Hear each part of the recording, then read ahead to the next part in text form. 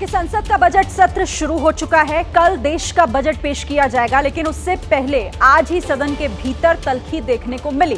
प्रधानमंत्री नरेंद्र मोदी ने पिछले सत्र को लेकर विपक्ष को घेरा, तो विपक्ष ने नीट मामले को लेकर एक बार फिर सरकार से सवाल पूछा। बजट से पहले बाउंसर देखिए। एक मिनट प्लीज बैठिए, प्लीज बैठिए। एक मिनट नीट नहीं। कल देश का आम बजट पेश होने वाला है, जिसका सब बेसब्री से इंतजार भी कर रहे हैं। लेकिन बजट से ठीक पहले विपक्ष के तेवरों से साफ है कि सरकार के लिए ये बिल्कुल भी आसान नहीं होने वाला।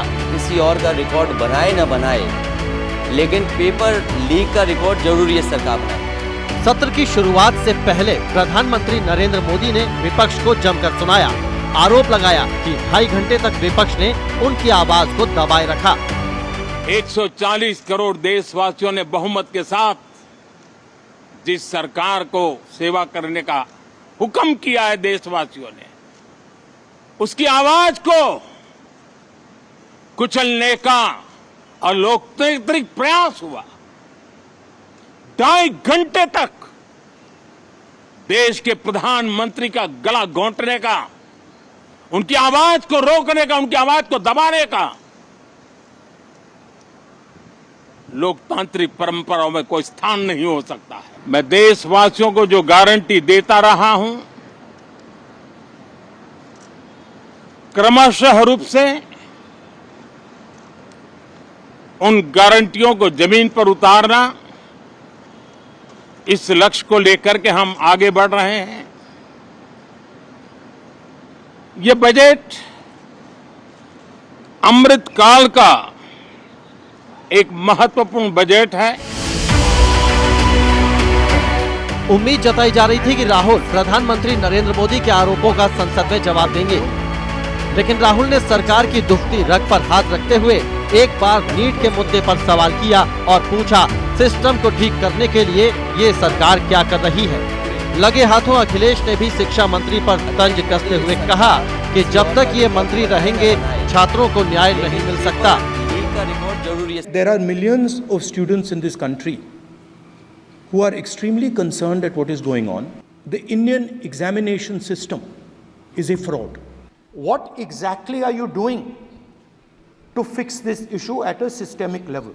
अध्यक्ष महोदय, ये सरकार किसी और का रिकॉर्ड बनाए न बनाए, लेकिन पेपर लीक का रिकॉर्ड जरूरी है सरकार बनाएगी। सेंटर्स पे ये परीक्षा हुई, उन सेंटर्स का इंफ्रास्ट्रक्चर क्या था, क्या मंत्री जी ने जानकारी की थी इस बात की? ओके। अध्यक्ष महोदय, मेरे आपके माध्यम से एक ही निवेदन है कि बिना ये मंत्री जी रहेंगे तो न्याय नहीं मिलेगा बच्चों। विपक्ष से आरोपों की चौतरफा बौछार हुई तो शिक्षा मंत्री धर्मेंद्र प्रधान भी जवाब देने के लिए खड़े हुए और एक एक कर राहुल और अखिलेश के आरोपों का जवाब दिया। सुप्रीम कोर्ट ने ऑर्डर दिया, पूरा विद्यार्थियों की सूची को वेबसाइट में उपलब्ध करा दो। सर, पिछले 3 दिन से देश भर की सारे विद्यार्थियों की लिस्ट पब्लिक डोमेन में उपलब्ध है। सबसे अच्छा परफॉर्मेंस करने वाले देश की एसटी, एससी, ग्रामीण बैकग्राउंड, आर्थिक पिछड़े लोगों की है। क्या हम उनकी मेधा को हम चुनौती देते हैं? लेकिन अखिलेश जी जब वहां दायित्व में थे उस सूबे की, सर सारे सूची है कितने बार उत्तर प्रदेश में क्वेश्चन पेपर लीक हुए हैं। इधर लोकसभा और राज्यसभा में सरकार ने आर्थिक सर्वेक्षण पेश कर दिया है। आर्थिक सर्वे में जीडीपी 6.5 से 7% रहने का अनुमान जताया गया है। सरकार का दावा है कि बेरोजगारी और महंगाई दर लगातार घट रही है। आर्थिक सर्वे में ये भी दावा किया जा रहा है कि इस बार भारत की ग्रोथ और देशों के मुकाबले काफी अच्छी होने जा रही है।